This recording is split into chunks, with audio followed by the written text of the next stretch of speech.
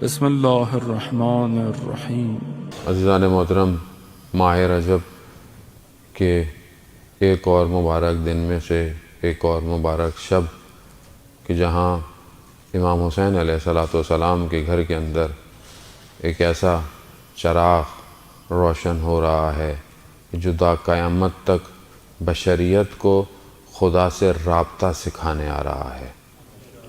کس طرح خدا سے رابطہ کرنا ہے یہ چوتھے امام سجاد علیہ السلام نے سکھایا۔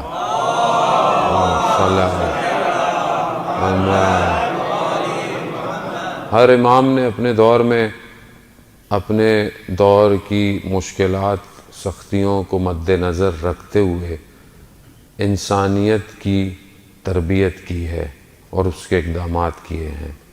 ہر امام کا دور مختلف ہے، سختیاں الگ ہیں، مشکلات ہیں، بشریت کے تقاضے بھی ہر دور میں الگ الگ تھے۔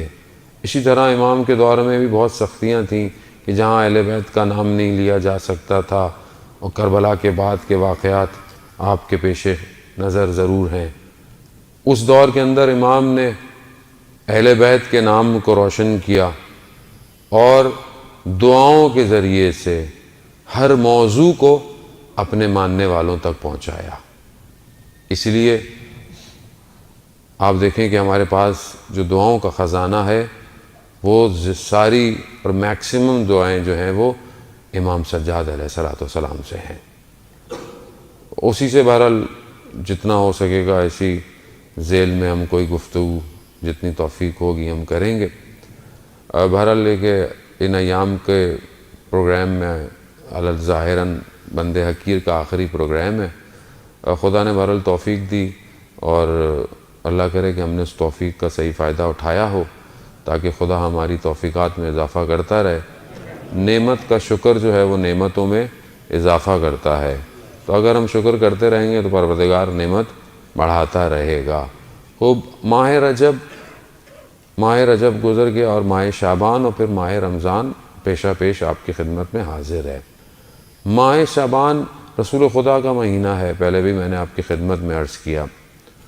رسول خدا ارشاد فرماتے ہیں کہ اگر کوئی شخص مجھ سے قریب ہونا چاہتا ہے تو اس ماہ شعبان میں روزے رکھے خدا کے قرب کے لیے، یعنی گویا خدا کے قریب تو ہوگا، رسول خدا کہتے ہیں کہ میرے بھی وہ قریب ہو جائے گا۔ ائمہ سے روایت ہے کہ جو اس ماہ شعبان میں روزے رکھے گا پروردگار اس پر جنت کو واجب قرار دے دیتا ہے۔ تو بہرحال یہ غنیمت سانے، بہرحال جو آپ سے جتنی توفیق ہو سکے، چھٹی کے دن، ایام کے دن جو آپ سے توفیق ہو، کوشش کریں بہرحال ماہ شعبان کے روزے رکھیں، کیونکہ حدیث میں بھی ہے کہ منادی آتا ہے اور پوچھتا ہے کہ کون ہے جو اس ماہ میں اللہ کا قرب حاصل کرنا چاہتا ہے۔ جو روزے رکھتا ہے اسی کو اللہ کا قرب حاصل ہو جاتا ہے۔ ماہ رمضان کے تو روزے دیکھیں واجب ہے، آپ نہیں بھی چاہیں تو بھی آپ نے رکھنا ہی ہے۔ اب وہ نہیں رکھیں گے تو کیا ہے، سزا بھی ملنی ہے، ظاہر ہے واجب چھوڑیں گے تو اس کے لیے عطاف ہے، لیکن رکھ لیں گے تو کوئی ثواب تو ہے ہی نہیں کیونکہ واجب ہے۔ تو آپ گھبرا جائیں گے، اتنی مشکل سے تم روزے رکھتے ہیں، ثواب بھی مولانا صاحب نہیں ہے، تو واجب ہے، واجب تو ادا کرنا ہے آپ نے، چاہے جیسے بھی ہو۔ سانس لینا واجب ہے، آپ روک دیں کیا ہوگا؟ 2-4 لوگ آئیں گے کاندھوں میں اٹھا کے لے جائیں گے آپ کو اگر آپ نے سانس روک دی۔ روزہ بھی ایسی ہے، چھوڑ دیں گے آپ کا اپنا نقصان ہے۔ قیامت والے دن جو مشکلات ہوں گی وہ انسان نہیں برداشت کر سکتا، اس لیے روزہ بڑا ضروری ہے۔ وہ تو سب نے رکھنا ہی ہے، تو کمال یہ ہے کہ جہاں پہ آپشن دیے گئے ہیں وہاں رکھے آدمی روزہ، یعنی جہاں مستحب ہے تو وہاں پتہ چلے گا کہ میں خدا سے محبت کے لیے رکھ رہا ہوں روزہ، نہ کہ دکھانے کے لیے۔ البتہ یہاں پہ بھی فقہی مسئلہ بیان کرتا چلوں، جس کے اوپر قضا روزے ہیں وہ قضا کی نیت کر کے رکھے، یعنی اس کو قضا جو ہیں وہ جو انسان سے ہو جاتے ہیں، انسان سے قضا روزے ہیں، انسان مسافرت میں ہے یا انسان جب بلوغت پہ تو بہت پہلے آ جاتا ہے، لیکن شاید انسان کو اس تک بہت زیادہ ہوش نہ ہو یا بہت زیادہ متوجہ نہ ہو، تو ہو سکتا ہے روزے چھوڑ گئے ہوں، یا ہو سکتا ہے کچھ روزے رکھے ہوں پتہ ہی نہ ہو کہ روزے تو باطل ہو چکے تھے۔ بہت سارے مسائل جوانوں کے ایسے ہیں جنہیں پتہ نہیں ہے، انہوں نے روزے تو رکھ دیے لیکن روزہ نہیں تھا وہ۔ تو اس طرح کے مسائل ہیں، تو شرمانا نہیں چاہیے پوچھنے سے. آن لائن سوال جوابات ہیں. اگر آپ شرماتے رہے اور آپ ایک عمل غلط کرتے رہے تو قیامت تک آپ ہی کے لیے مشکلات ہیں. اور آج کے دور کے اندر حجت تمام ہو چکی ہے. کیا بولیں جی مجھے مسئلہ پتہ نہیں تھا, آپ قیامت میں کھڑے ہو کے یہ نہیں بول سکتے پروردگار اتنے تو تمہارے پاس میں نے مولوی بھیجے, کسی سے تم پوچھ لیتے.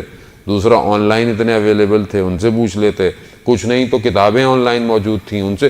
یعنی کتنی آپشن ہیں آج ہمارے پاس. کچھ نہیں تو یوٹیوب پہ لکھ دیں احکام, وہ آپ کی پوری تصویر اور ساری احکام آ جائے گی. تو بہرحال میری گزارش ہے کہ ہم اپنے وضوؤں کو صحیح کر لیں. میں اکثر لوگوں کو لوگ اتنی مستحبات بہترین ادا کر رہے ہوتے ہیں لیکن واجب وضو صحیح نہیں کر رہے. کئی لوگوں کو میں نے دیکھا. اور میں اچھا ہمارے لیے کیا ہوتا ہے کہ ابھی میں آپ کو دیکھوں گا, آپ کے چہرے پہ داڑھی, آپ جو ہے وہ, تو میں اب یہ تو نہیں کہوں گا کہ ہمیں وضو کر کے دکھائیں. خوب اچھی بات نہیں ہے کہ میں آپ کو بولوں, لیکن اگر آپ کر رہے ہوں اور میں گزر گیا تو مجھے محسوس ہوگا کہ کوئی نہ کوئی گڑبڑ ہے. ہم نے بھی ایسے سیکھا ہے, ہم بھی وضو کر رہے ہیں, ہمارے استادوں نے دیکھا, کسی نے دیکھا بھائی تم صحیح نہیں کر رہے. کیونکہ بہت سی چیزیں ہمارے ذہن میں سلاٹ فکس ہیں کہ بھائی یہی ہے. اب وہ اصل میں ویسی نہیں ہے, تبدیل ہیں, وہ ویسی نہیں ہے. تھوڑا سا میں پوچھ لوں, اب میں شرم کے آگے نہیں پوچھتا کہ بھائی پتہ نہیں. کوئی شرم کی ضرورت نہیں عزیزان محترم. جس نے کی شرم اس کے پھوٹے کرم. شرم کرنا ہی نہیں چاہیے, اور وہ بھی احکام کے معاملے میں, دین کے معاملے میں شرم نہیں کریں. قیامت والے دن پھر کیا کرے گا آدمی, کھڑا ہوا ہوگا خدا کی بارگاہ میں, وہاں بولتے کاش پوچھ ہی لیتا میں, کون سی کو میری انسلٹ ہو جانی تھی. عزیزان محترم, غسل, وضو, قرت, خاص طور پہ تلفظ, مخارج, جو صورتیں انسان قرآن میں پڑھتا ہے اس کے مخارج انسان کروا لے. آپ تو ماشاءاللہ عربی معاشرے میں رہتے ہیں, یہاں پہ کتنے آپ کے لوکل عربی دو بندہ انسان ان کے سامنے پڑھ لے کہ بھئی میں سورہ حمد پڑھ رہا ہوں, کیا یہ صحیح پڑھ رہا ہوں کہ نہیں پڑھ رہا. کچھ حروف تو ہیں کہ جن کو مخارج سے صحیح طرح ادا کرنا, اور یہ ضروری ہے, یہ واجبات میں سے. یہ ہم سے ہو نہیں رہے ہوتے, اور ہم مولانا صاحب یہ وظیفہ دے دیں, یہ عمل دے دیں, 40 دن یہ پڑھ لیں, وہ پڑھ لیں, یہ کر لیں. جانے نا, جہاں واجبات مشکل میں ہوں, مستحبات کا درخت کہاں لگائیں گے, زمین ہی نہیں ہے. میں نے پہلے بھی عرض کیا تھا, آیت اللہ خوئی رحمۃ اللہ علیہ کہ آپ کی صلوات ان کے درجات میں اضافہ فرمائے. اللہم صلی علی محمد وعلی. آیت اللہ خوئی فرماتے ہیں کہ واجبات زمین ہے, مستحبات اس میں جو کاشت کیا جائے گا وہ بیج ہیں. جب زمین ہی نہیں ہے تو آپ بیج جتنے بھی ڈالتے رہیے, کہاں ڈالیں گے آپ بیج. تو اپنے واجبات کو بہتر کیجئے, شرمائیں مت. عمر کا کوئی بھی حصہ ہو, شرمانے کی ضرورت نہیں ہے. عزیزان محترم, قبر کے اندر شرم نہیں جائے گی, عمل جائے گا. تو بہتر ہے کہ ہم اس کو صحیح کر لیں. بہت سے لوگوں کو میں نے دیکھا اور ان کے لیے بدھی ہوا ہے. ہمارے لیے بھی ہوتا ہے کہ ہم کیا بتائیں, یہ باتیں بتانے کی ہیں. جبکہ اساتید ہمارے بہت اصرار کرتے ہیں کہ ممبر پہ جب بھی جاؤ ایک آدھ فقہی مسئلہ ضرور بتایا کرو, تاکہ لوگ متوجہ ہوں اس کی طرف, لوگوں کو پتہ ہو. پاکستان, ہندوستان میں بہت ساری چیزیں اتنی غلط رائج ہیں معاشرے کے اندر. کہاں سے آئیں, وہ سب ایسی کرتے تھے. یہ کہاں سے آئی, وہ بھی ایسی کرتے تھے. اتنا بڑا ایک مسئلہ, جب انسان بچہ دنیا میں پیدا ہوتا ہے اس کے بعد جو ہے وہ خواتین کے ایام ہیں پاک ہونے کے. ہمارے معاشرے میں اسلام کی روح کے حساب سے, احادیث اور فقہ کے حساب سے 11 دن جو ہیں وہ اس کے بعد نفاس پاک ہو جاتا ہے, اور پھر الگ الگ ہیں. ہمارے ہاں 40 دن تک اکثر جگہوں پہ, اور انہوں نے قرآن کو ہاتھ نہیں لگانا, 40 دن تک اس چارپائی سے نہیں ہٹنا. یہی 40 دن تو مہم تھے اس بچے کے لیے کہ جو پاک اور طہارت کے ساتھ وہ دودھ پینا تھا جو اس کی گوشت اور پوست میں لگنا تھا, اسی کو آپ نے طاہر نہیں ہونے دیا. کتنا غلط کانسیپٹ ہے ہمارے ہاں. لیکن کیونکہ ہم نے کبھی زحمت ہی نہیں کی. توضیح المسائل کھول لیں, احکام کی کتاب کھول لیں, تہذیب الاسلام کھول لیں, کوئی چھوٹی چھوٹی باتیں عزیزان محترم یہ بڑی بن جاتی ہیں. اور پھر جب ہمارے مسائل پھنستے ہیں تو پھر ہمیں سمجھ میں نہیں آتا کہ مشکل ہماری اپنی ایجاد کی ہوئی ہے, مشکل پروردگار کی طرف سے کوئی نہیں ہے. اتنی زحمت کی ہے عباس کلینی اور اتنے بڑے بڑے علماء نے عزیزان محترم, گاؤں گاؤں دیہات دیہات جا کر حدیثوں کو جمع کیا اور اصول کافی لکھی ہے. ہم نے کتنی زحمت کی ہے آج تک کہ ہم تھوڑی سی اپنی ہدایت کے لیے, کون کہہ رہا ہے کہ آپ ساری پڑھیں, سارے چیپٹر پڑھیں. ہمارے استاد آغا شعبان دادشی کہتے ہیں کہ 110 بہار الانوار کی جلدیں ہیں. تو وہ کہنے لگے تم 110 سال تم بغیر ریپیٹ کیے مجلس میں پڑھ سکتے ہو اگر پڑھنا چاہو تو. لیکن کہتے زحمت تو کرو, کھولو تو صحیح کتابیں. ہم لوگ کھولتے نہیں ہیں عزیزان محترم.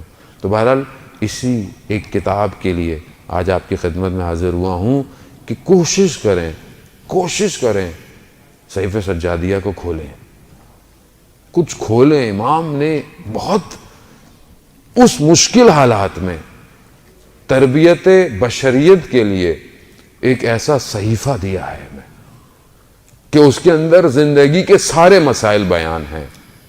ہینری کیربن جو فرینچ کرسچن تھا وہ آیا آیت اللہ مراشی کی خدمت میں اور کہنے لگا کہ تو انہوں نے کہا کہ تم متوجہ کیسے ہوئے اسلام کے عرفان کی طرف اور خدا سے رابطے کے لیے؟ تو کہتا ہے میں نے صحیفہ سجادیہ کو جب دیکھا تو مجھے سمجھ میں آیا کہ خدا سے گفتگو کرنے کا طریقہ کیا ہے. وہ کرسچن کو سمجھ میں آ گیا, وہ ہماری سمجھ میں نہیں آ رہا آج تک. علماء بیان کرتے ہیں مفاتیح الجنہ تو سب کے پاس ہی ہوتی ہے نا, نہیں ہوتا ایپلیکیشن سب کے پاس ہے. 15 دعائیں ہیں اس کے اندر مناجات امام سجاد علیہ السلام کی, 15 مناجات تائبین, مناجات شاکرین, اس کی دعا اس کی دعا. وہ تھوڑی سی زحمت کریں عزیزان محترم, تھوڑا سا ترجمہ پڑھ لیں. عربی نہیں اچھی تو ترجمہ پڑھ لیں کہ کس طرح امام خدا کی بارگاہ میں توبہ کرنا سکھا رہے ہیں, کس طرح امام خدا کی بارگاہ میں شکر کرنا سکھا رہے ہیں. ہم کتنی زحمت کرتے ہیں. امام زین العابدین کے جو عبادت کی زینت تھے, یعنی عبادت کی زینت, اور اتنی عبادت کہ ابو حمزہ عثمالی کہ جن کی دعا ہم ماہ رمضان میں پڑھتے ہیں شبوں کے اندر, یقیناً شاید وہ ابو حمزہ کی پہلی ملاقات ہو امام سے, تو کہتے ہیں میں نے مسجد کوفہ میں دیکھا کہ ایک شخص اتنی شدید طریقے سے خدا کی بارگاہ میں عبادت کر رہا ہے, گریہ کر رہا ہے.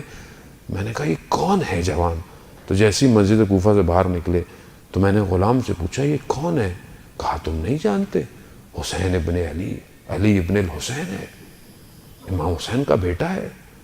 تو اس وقت کہتے میں امام کی خدمت میں گیا تو امام نے کہا کہ اگر کسی کو پتہ چل جائے مسجد کوفہ میں عبادت کرنے کا ثواب تو اپنے سینے کے بل چل کر آئے گا. یعنی عبادت, اتنی شدید عبادت کے راوی بیان کرتا ہے کہ گھر میں آگ لگ گئی, شور مچ گیا, مگر امام نے اپنی عبادت کو ترک نہیں کیا, سجدوں سے سر نہیں اٹھایا. تو کہا مولا آپ متوجہ نہیں ہوئے, آگ لگی ہوئی تھی. تو امام فرماتے ہیں دنیا کی آگ سے زیادہ قیامت کی آگ خطرناک ہے. عزیزان ہم نہیں پڑھ سکتے تو ہم بالکل بھی آگے نہیں بڑھتے ہیں.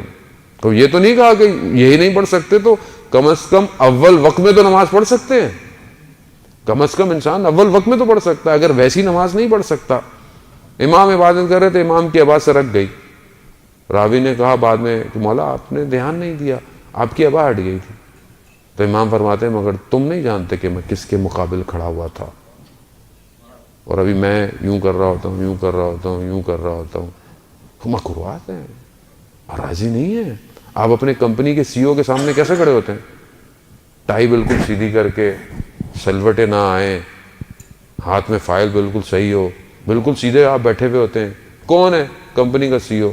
کتنے پیسے دیتا ہے آپ کو؟ کتنے دے دے گا آپ کو؟ کتنی گاڑی, کون سی گاڑی دے گا آپ کو؟ مگر جو ان اللہ علی کل شیء قدیر ہے اس کے سامنے میں کیسے کھڑا ہوں؟ تو راوی نے کہا مولا ہم کیا کریں, ہماری تو ایسی نمازیں نہیں ہیں. تو کہا مستحبات پہ عمل کر کر اپنی نمازوں کو آگے بڑھاؤ. یعنی جب نماز پڑھے, واجب پڑھے, تو اس کے بعد مستحبات بھی ادا کرے. انسان جتنی ہو سکتا ہے انسان کو کرنی چاہیے. جانے محترم وہ اللہ اکبر کیا, اٹھ کے بھاگ گیا. مانگو, مانگنا تو ہے ہی نہیں. اکثر لوگ کہتے ہیں مولانا صاحب خدا سے کیا مانگے, مگر خدا کو پتہ نہیں ہے. خدا کو سب پتہ ہے عزیزان محترم, مگر خدا چاہتا ہے کہ بندہ مجھ سے مانگے. مگر ماں نہیں جانتی بچے کو دودھ کی ضرورت ہے. بچہ روتا کیوں ہے؟ جب روتا ہے تو اپنی بھوک کی شدت کے احساس کو متوجہ کرواتا ہے، مگر ماں جانتی نہیں ہے بھوکا ہے، لیکن جب تک روتا نہیں ہے اسے نہیں دیتی ہے کھانا. چھوٹا سا بچہ ہے بھی بول نہیں سکتا. عزیزان محترم، ہم بھی ایسے ہی ہیں. خدا جانتا ہے، مگر خدا جب قرآن میں خود کہہ رہا ہے ادعونی استجب لکم، مانگو میں مستجاب کروں گا.